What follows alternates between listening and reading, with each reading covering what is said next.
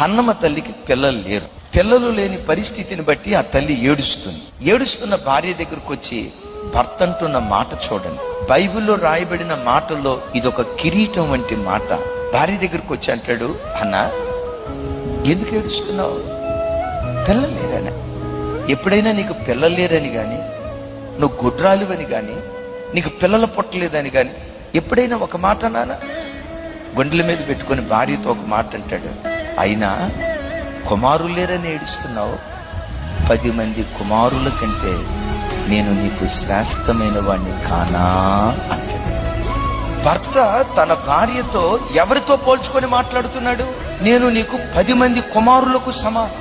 అంటే నేను అంటానండి, భార్యతో ఉన్న బంధాన్ని కుమారుడితో ఉన్న బంధానితో పోల్చుకోగలడా? అంటే 10 మంది కుమారులు ఒక తల్లికి ఎంత ధైర్యం ఇస్తారో ఒక భర్త తన భార్యకి అంత ధైర్యం ఇచ్చాడు.